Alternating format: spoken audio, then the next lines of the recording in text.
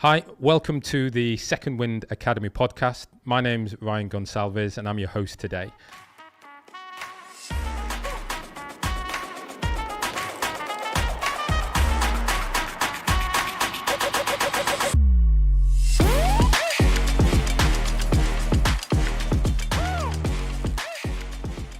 Gage, welcome to the show. I am super excited about discussing with you today your transition, your career, and I guess some of the skills that you brought with you. Yeah, definitely. Yeah, thank you for having me, Ryan. That's all good. And look, I know we've been trying to get together for a while to sort of lock away this conversation. And there's going to be others who are on the show, listening to this, watching this, who don't know who you are. So, can you just take a brief moment, give us that short version, that infomercial about yourself? Yeah, certainly. Yeah, so growing up, been a basketball player since about middle school. Took that all the way to college. Was able to get a full ride athletically to college for that, and then from there, it's even taken me places such as acting. I was in a TV show Swagger recently as an assistant basketball head coach, and so basketball certainly opened a lot of doors in my life. Beyond that, just like you stated, been in the IT field now for about 5.5 years. Um, and I've been working on my entrepreneurial businesses as well.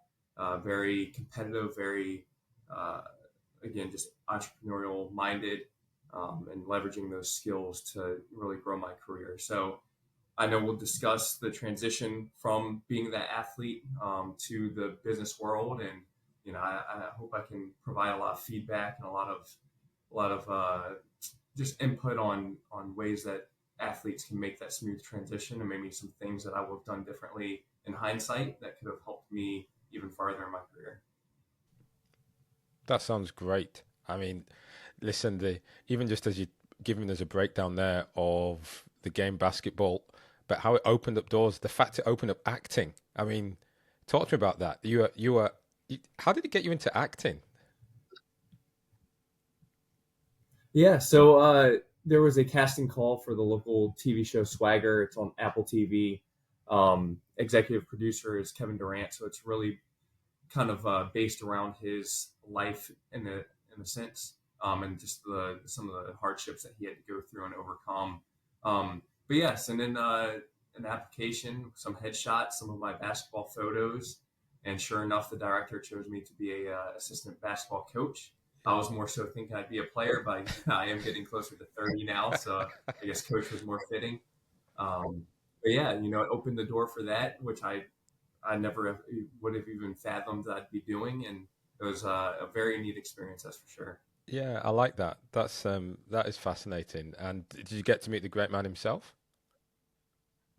I did not. His mother was there. She was acting in the crowd, and I was able to meet a lot of other actors as well. Yeah. So it was very neat. And I'm the type of person, and we'll discuss this in many ways throughout this podcast, but I'm the type that will ask questions because the worst they can say is no.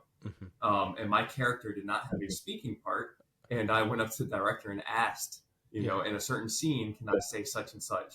And that did not go over well, but I tried. Yeah. I, I So like for the that. most, yeah, no, I shot my shot. That was my first time.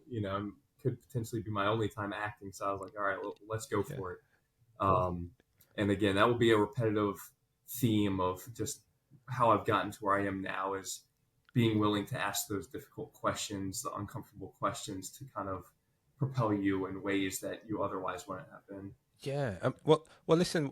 Let's kick into, I guess, where some of it started. So, for you as a young player, when did you start to realize you were good and it might actually take you somewhere? Yeah, yeah. So really, we have a youth basketball league around here called Upward. That's where a lot of people will start playing just at local churches or schools. And even at a young age, I could tell I was more advanced than a lot of the other players.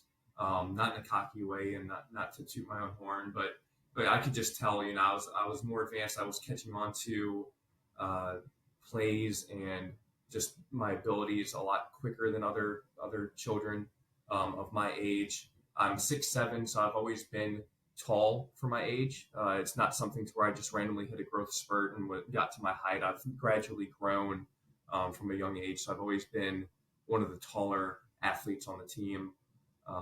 So yeah, from there, I eventually played for my school. I made varsity in sixth grade. So again, something that is not common.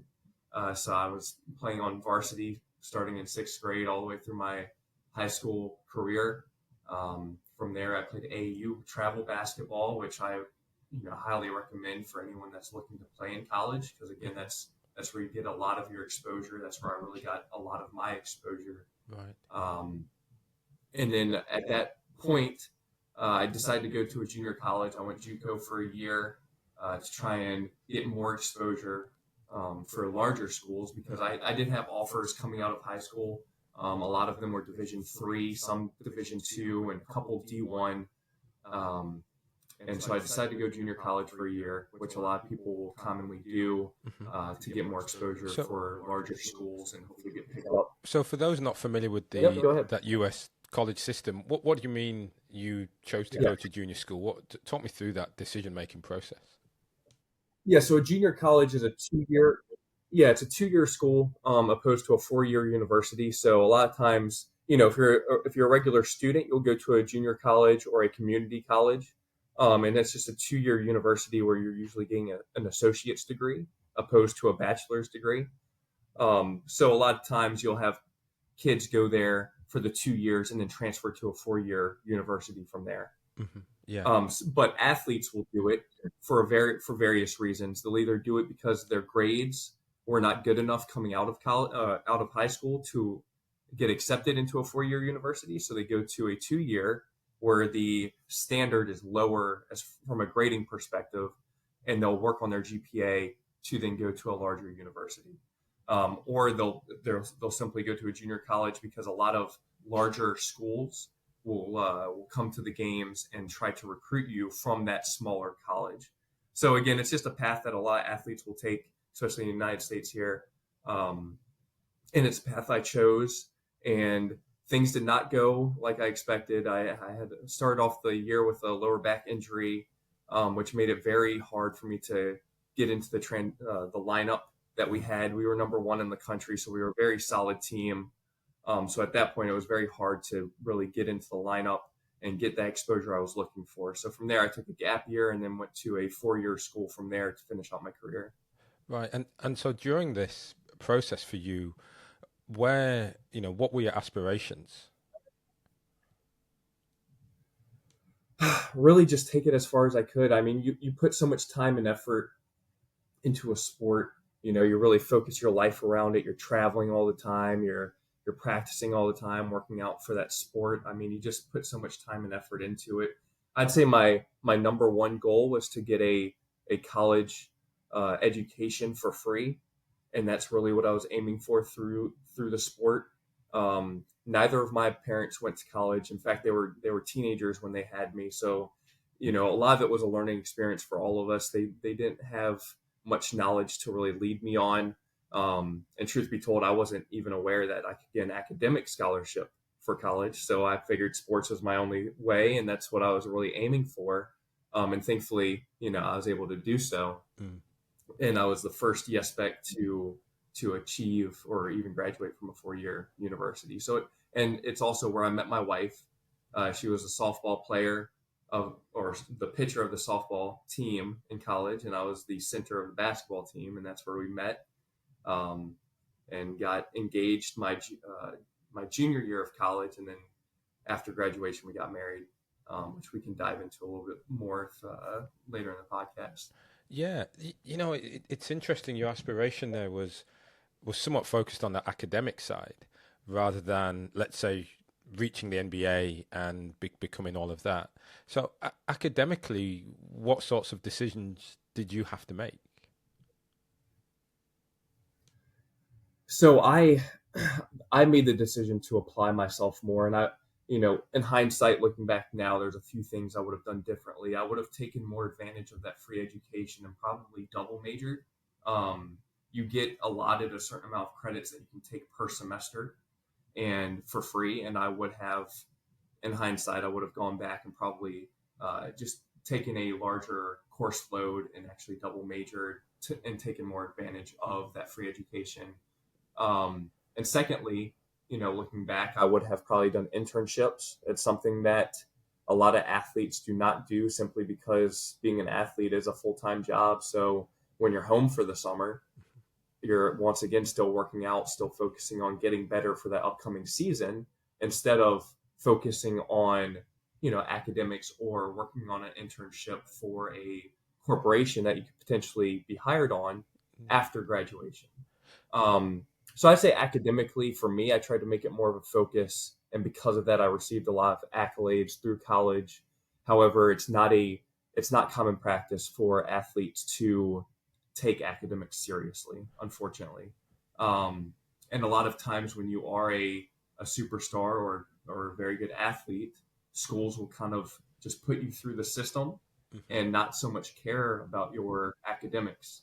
And you see that a lot. You see where, coaches will even ask tutors to work with the players in such a way to where they're essentially doing their work for them. Mm-hmm. They're almost making them, they're improving their grades for them, and it's to the detriment of the player, because when they graduate, or if they graduate, they're just not prepared. Mm-hmm. And you see this all the time. And we even had athletes that by the time their 4 years was up at the university, they didn't even have enough credits to graduate. The school got what they wanted out of them athletically, Mm-hmm. but when it came time to graduate, they did not have enough credits. And again, that falls back on the school, on the university, and not focusing enough on the player's education Wow. more than their athletic abilities. Yeah, and that's going to be quite damaging, like you said, for the athlete. They get graduation, and if they're not drafted or continuing to certainly going into uni, then they have an impact straight away as to, well, now what? Exactly. And like you said, I mean, a lot of aspirations of players is to go to the league, to go to the NBA, to play professionally. But realistically, a very, very, very, very small percentage of athletes will do so. Yeah. So I have friends now, like I said, I'm almost 30, and I still have friends that are trying to chase that dream of being a professional athlete. And we can discuss this more in detail, but I mean, it's just you're setting yourself back trying to chase that dream for so long, to where you really set yourself back from a career perspective once you actually get into the workforce. So when you look at your career and the perspective you brought into college, did you chase the dream to make it into the leagues, or were you very much settled on, I'm using this for academic purposes? Yeah, so really, again, I was just trying to take it as far as I could. I knew I probably wasn't an NBA caliber player. A lot of that even comes down to just politics, playing for the right schools, knowing the right people.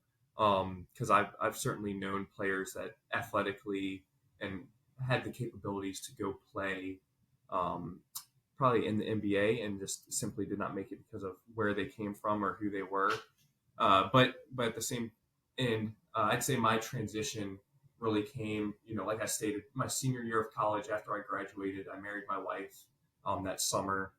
And at that point, after graduation, I had a few opportunities to go play overseas. I even had gotten my Chinese visa to go play in China. And, it comes down to that conversation as to, do I chase this and go overseas and potentially make $5,000 to $10,000 a month, to go play overseas and enjoy that experience. But at the same time, if I do that for a handful of years, by the time I get back to the United States and it's time for me to start my career, I'm starting over, from scratch. I'm starting over from the ground floor. Yeah. And I decided at that point it was more important for me to really start my career, especially now that I was married. We found out we were pregnant about 3 months later. And at that time, we were still living at my parents' house, embarrassingly enough. So I said, you know what, I'm just going to jump into my career, transition into the professional world, and just enjoy what comes with that. And to this day, I still play semi-professional basketball for the Petersburg Cavaliers here in Virginia. So I'm still able to stay competitive. I'm still able to continue playing, but at a pace that works with my lifestyle, that works with my family. Now I have three children and my wife, so a lot going on from a professional and a family perspective. So it gives allows me to continue to play, keep that competitive edge, enjoy the game, but all at the same time still pursuing things professionally. Yes, it certainly sounds you've got a nice balance with life playing and sort of your entrepreneurial spirit. Just taking you back to that moment coming from college, those are some hard, that's you had options, you had some hard choices to make. You made a decision to stay in the United States. When you look back, what do you think you were perhaps passing up on by not pursuing the basketball career overseas? Yeah, I think I was passing up on just the experience. I always thought if I went to play overseas, it'd be neat just to travel, see the world, and get paid for just playing the game of basketball. Um, so again, I think more so I passed up on just experience there. But again, it's at what trade off? Do I want to go play somewhere for 5 to 10 years, and that's even if I continue to play for that long, and then come back to the States and essentially have to start all over?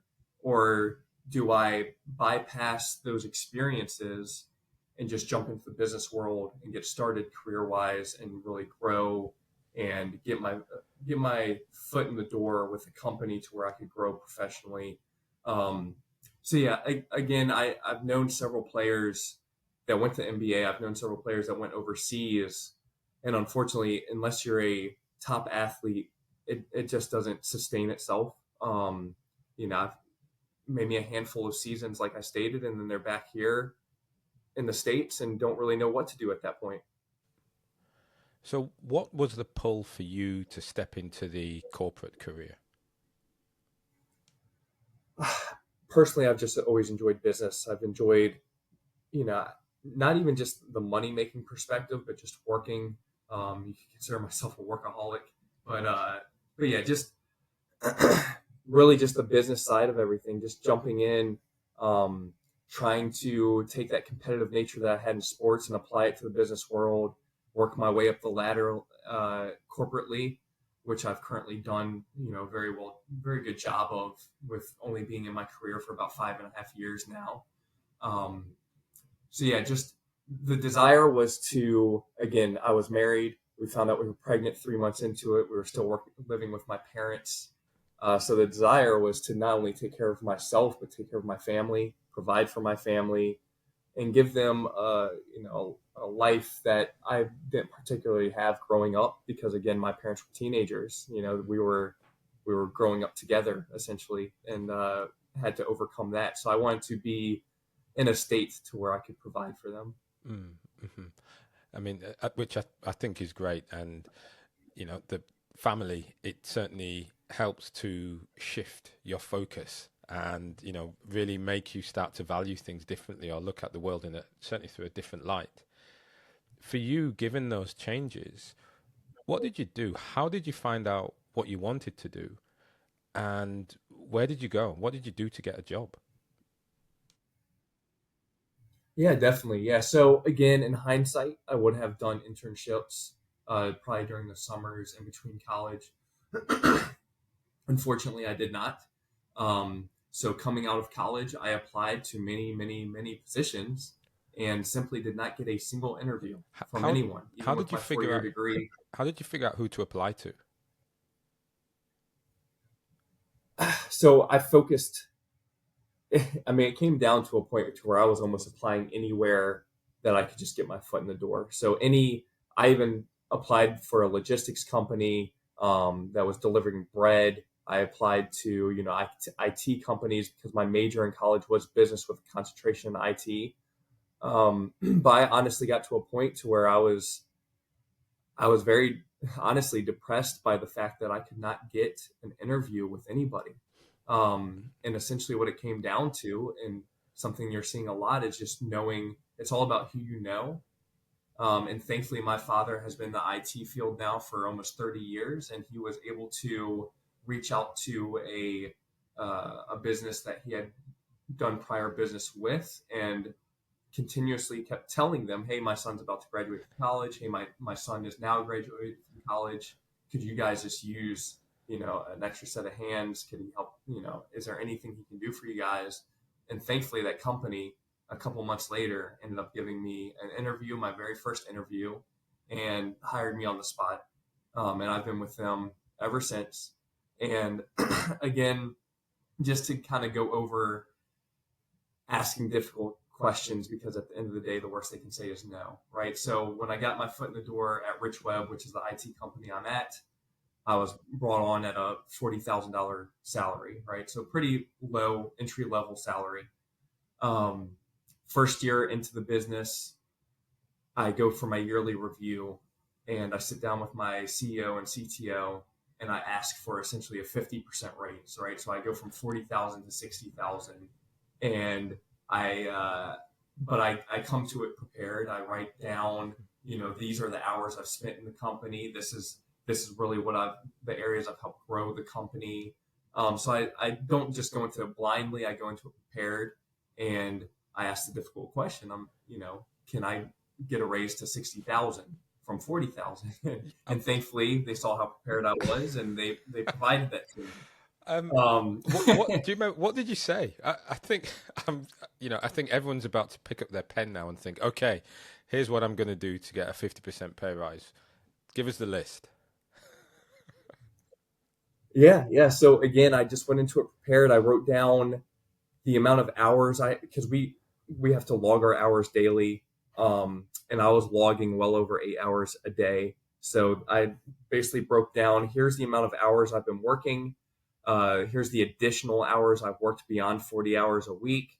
Here's the sales that I've been able to drive for the company. Here's the relationships that I've grown with some of our clients that have helped,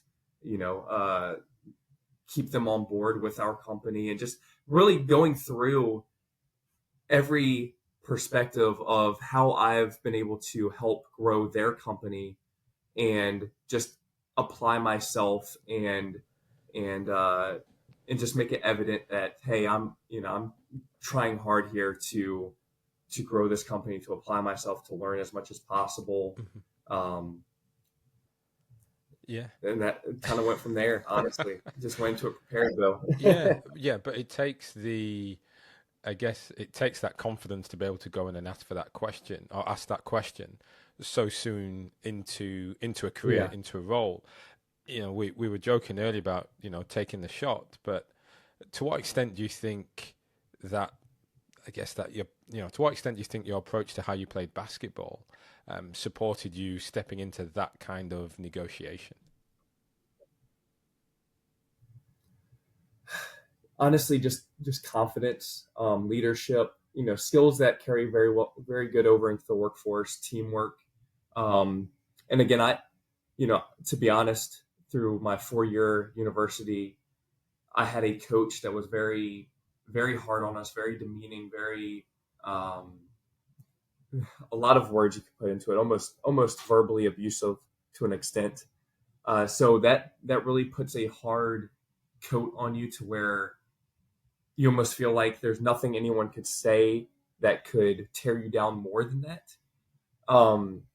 So it hurt at the time, but I think at the end of the day, it helps you in a sense, to where you've been through it, right? You got through that, and really there's nothing else that could be worse than that, to be honest. Right. So again, it's just, I think you're prepared for those hard conversations for multiple reasons. But the biggest thing that I see people do is they're too scared to ask those questions, right? It's, well, what if this, what if that? I've been able to accomplish the things I've accomplished because even in scenarios where I did not know or have knowledge about that scenario, I just threw myself into it, and I learned as much as I could, and I was not afraid to be in uncomfortable situations and grow myself in that way. Mhm. So many people are too hesitant to ask those questions, to apply themselves in those ways, to try and start a business, to try and buy real estate, all these different things, because it's a lot of unknowns. Unless you have a mentor that can really walk you through how they did things, I mean, it's all a learning experience. Yeah. So And if you want to be successful in life, you just have to take that leap. you do.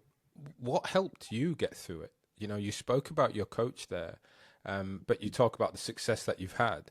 What do you think helped give you the confidence to go and keep taking that shot? I think just self confidence. It's hard to, I guess, put words into it, but just believing in yourself. Um, there's several scenarios in my life to where, people say all the time to live below your means, for instance. Um, right as soon as I got a job at Rich Web, December of 2018, first job, instead of renting a property, I went and bought my first house, right? And again, that was living above my means at the time, but I believed in myself. I knew this is going to be the least amount of money I'm making salary wise.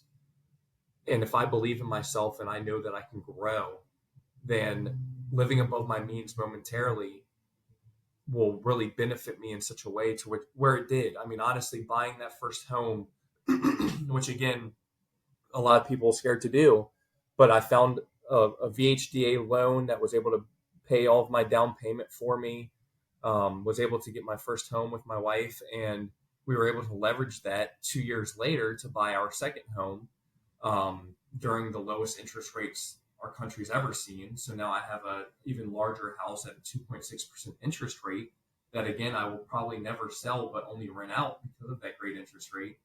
And then I was able to leverage this to then buy a vacation property and that we rent out through Airbnb and VRBO. So again, just believing in yourself.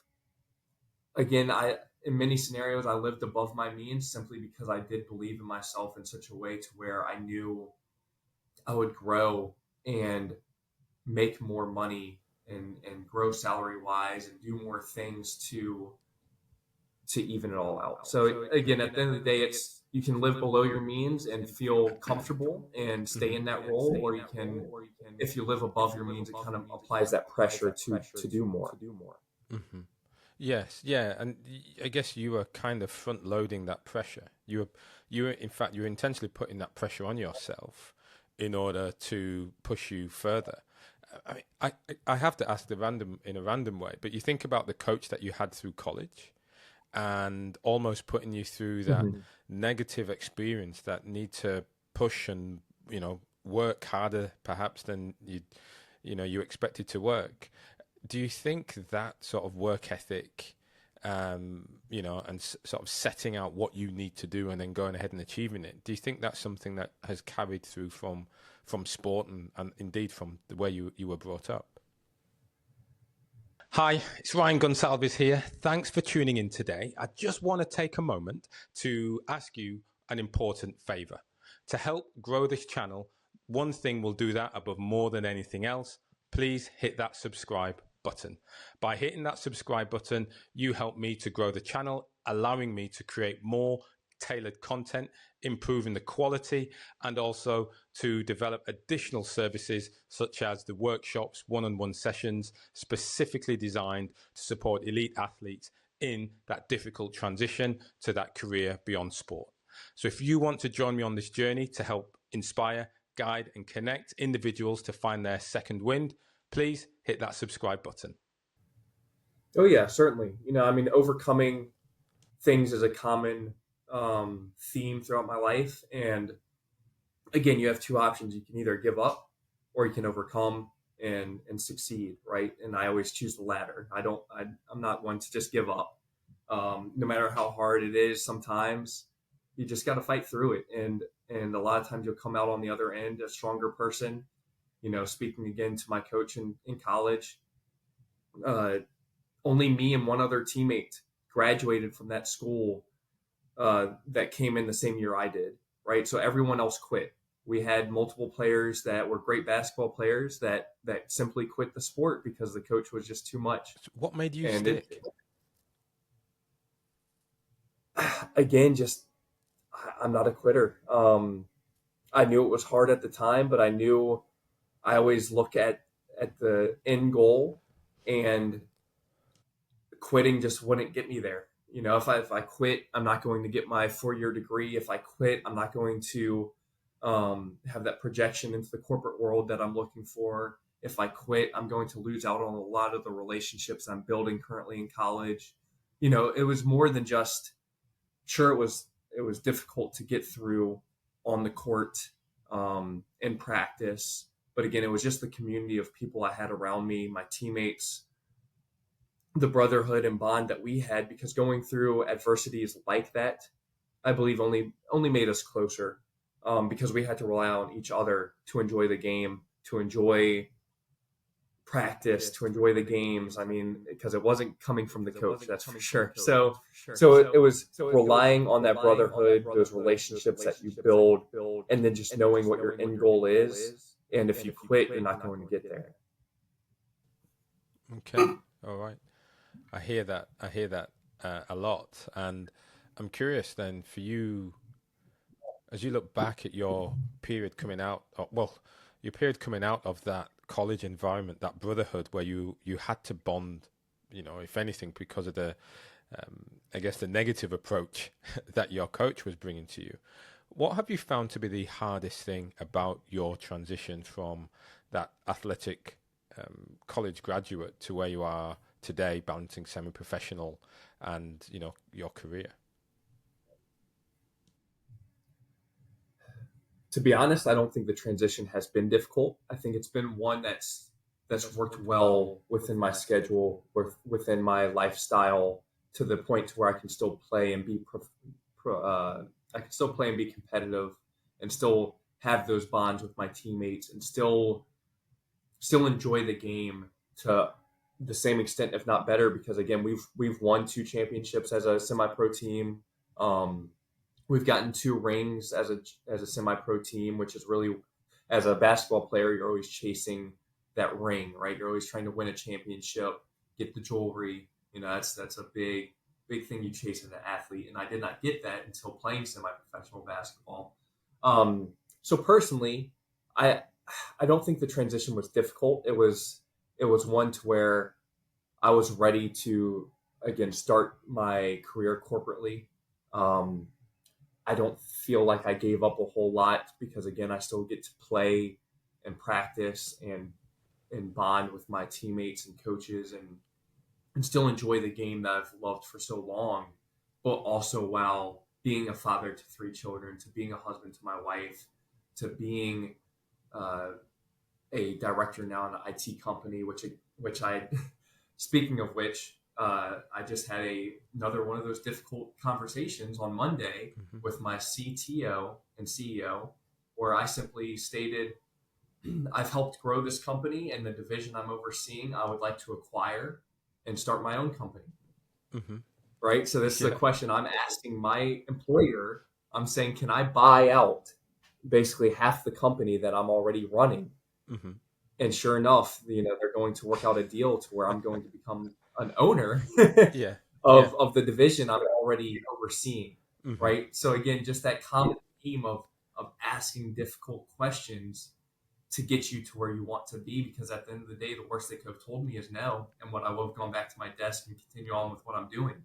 Yeah. So look, Um, for those listening, and they're going to say, "Wow, that takes again that confidence to do it, to ask the difficult question." How do you find the difficult question? So this one really came to light simply because of the contract my father has been on now, um, is about to expire in June. So he's been working for an IT company now for about a decade, and he's looking for a new opportunity. And I pitched to him, the IT company I work for now, that I'm, the division of it that I'm overseeing. What if we just try and buy it and just start our own business? And that conversation was sparked probably 3 weeks ago. And personally, I don't like to just say things and not take action on it. So if I say something, it's typically because I'm going to try and take action. So yeah, a few weeks later, so this Monday, I sat down with I went to my CEO's office, and had that conversation, and it was very well accepted, and surprisingly a lot easier conversation than I anticipated. I probably went into that conversation about it as nervous as I was when I asked my father-in-law if I could marry his daughter. So I was very nervous. Yeah.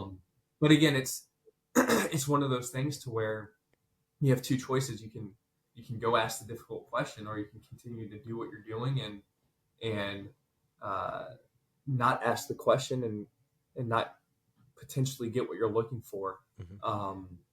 So yeah, I'm just not one to be complacent and just be comfortable with my current position. And thankfully I was able to go ask that difficult question once more, and it certainly seems like things are going to work out for me. Yes, yeah, that's good. Again, fascinating to hear, how that really comes to life. So let's sort of just talk a bit about your current role in the company, because I'm interested, like many are, to understand the different types of roles or jobs that exist in the world. So can you just give me a bit of an understanding on your current role and the type of things that your firm does? Yeah, certainly. So we're an IT company. We do networking, which is routing, switching, firewalls, basically everything that helps a company work from a IT perspective. We do all their endpoint management, so the PCs they work on, all their cloud solutions that they're storing files in and whatnot. We oversee all of that, right? So my position within this IT company is the MSP director. So MSP just stands for Managed Services Provider. So again, like the laptop you're probably on right now, for instance, I would manage that. I would keep it secure. I would put antivirus on it. I would set it up in such a way to where it would be joined to Microsoft's cloud, and you could store your files in OneDrive and SharePoint and work within your company and collaborate efficiently.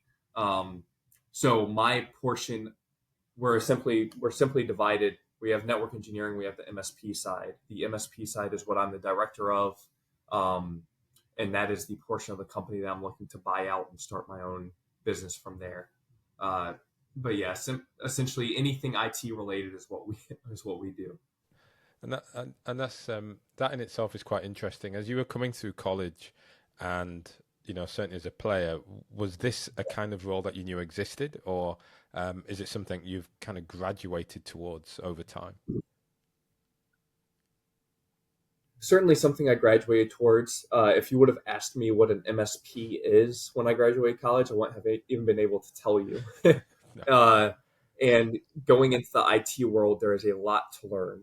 So starting out, coming fresh out of college, getting my foot in the door with this company, I mean, I was completely green, right? I didn't know much of anything about IT, to be honest. Even though my major, was business communications with a concentration in IT, I honestly did not know nearly enough to really get started. So again, it was almost like drinking from a fire hose, just all this information coming at me. Um, I would daily keep a notebook with me, and every time I heard a term that I was not familiar with, I would write it down and go back to my desk and YouTube it and try to learn more about it and research it. And over time, doing that enough, you really start to pick things up. You learn a lot, um, and really wrap your brain around what we're doing, right? I mean, it's a lot in the IT world. Constantly to this day, there's things I learn new every single day. So it's certainly something that I grew into and graduated into this position.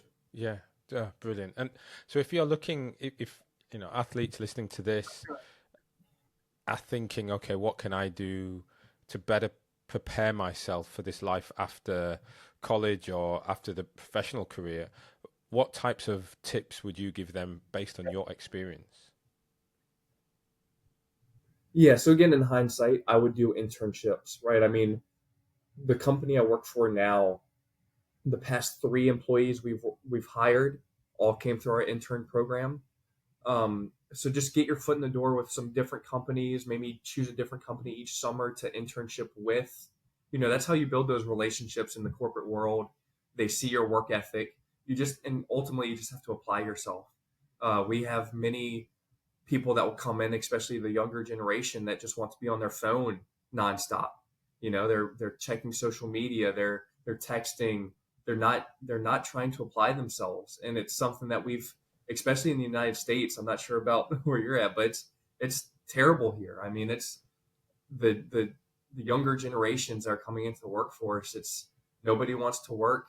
Uh, it, it's difficult. So really, it's just applying yourself um, as an athlete, knowing that your chances of playing professionally are extremely slim. So just have a game plan if that doesn't work out. I mean, odds are you're not going to play in the NBA, and you may possibly play overseas, but again, that's very slim. So just be prepared for that hard decision when it comes to just maybe do something like me, maybe play semi-professional ball to where you can still enjoy the game and the love for it, but you're able to start your career. You're able to get started in life and not just chase a dream that essentially is just unobtainable. Mm-hmm. Yes, I mean, really slim chances of finding that success. And you mentioned there for you, you've got a career in IT. Certainly looking at buying out businesses. You're playing semi-professional football and building your family. How do you find the balance to be able to succeed in all those aspects of life? Gage, Gage, you are on mute. Oh, I muted myself there to cough, and I guess the Perfect. unmute did not work for me. So I apologize. Um, but yeah, so I'd say time management. It just boils down to time management, and for me, that's a struggle, especially once you throw a family into it. Early on, it's a little bit easier when you're single, or maybe perhaps have a girlfriend, or you get married. But once you throw three kids in there, it's difficult to find that balance, right? And for me, I have my full time position of the MSP director, but I do several things on the side as well. Like you stated, I'm overseeing the development of two software companies. I do web design on the side. I own the vacation property that we do short term rentals through Airbnb and VRBO. Um, just multiple things that I get myself wrapped into. I'm an IT consultant for a company in California. So again, it's trying to find that balance of chasing my dreams career wise, but also making sure that I'm there for my children through everything that they do. I'm there for my wife when she needs me. Um, so again, I always try and put family and God first, and career, comes after all of that. And it's certainly hard to balance. A lot of times I'll work my 9 to 5, and then I'll get home to my family, and I'll work out for about an hour in our garage because I've put all of our workout equipment in there.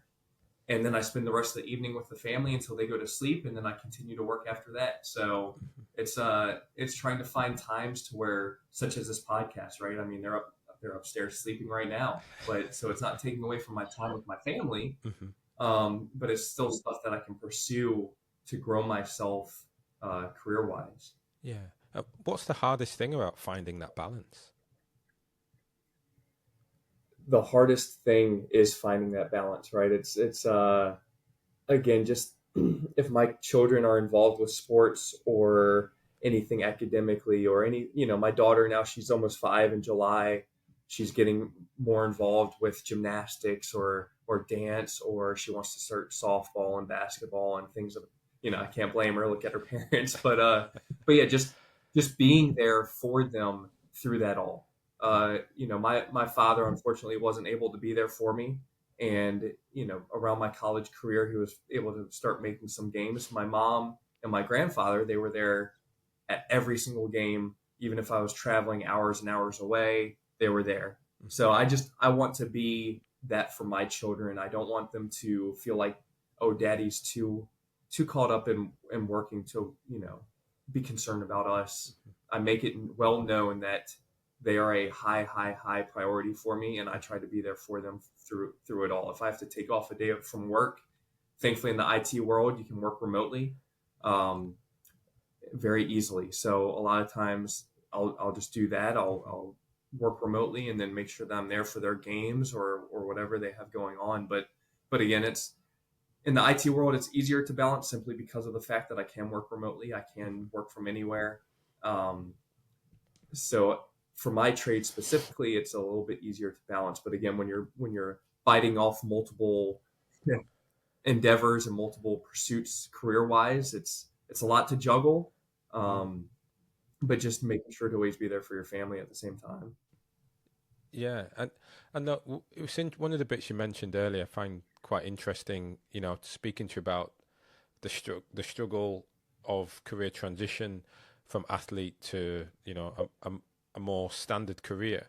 For you, you've said that hasn't been a challenge for you, and it just makes me think you have been intentional by going down the route that you're going down at the moment from a career perspective in the IT world. Remote means it gives you a different type of flexibility. You're intentional in playing semi-professional basketball and being able to do that successfully.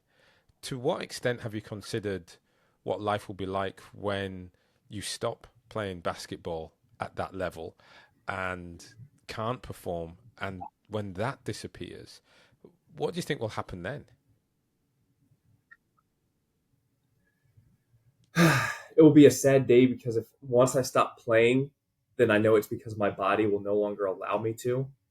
Um, so again, I come home every single day and I work out for an hour in our garage every single day religiously. I eat healthy. I take care of my body so that I can continue to play, even hopefully even throughout my 30s and who knows maybe early 40s.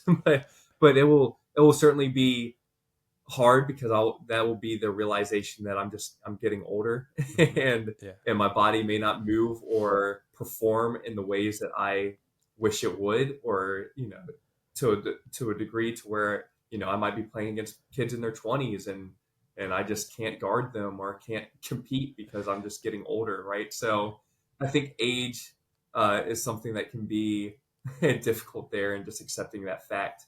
Hmm. But again, I'm very disciplined in my nutrition and my workouts regimen to where hopefully I can do this for quite a while, Hmm. and continue to enjoy the game. But yeah, you know, when that time comes, I'll probably end up coaching my children if I had to guess through whatever sport they're going through, and still trying to be involved in some way, Hmm. passing down any knowledge I have. I have two boys and one girl so far. We'll see if if any more come along, but yeah, I certainly see myself transitioning from that player more so probably to a coach. Hmm. Hmm. Wonderful.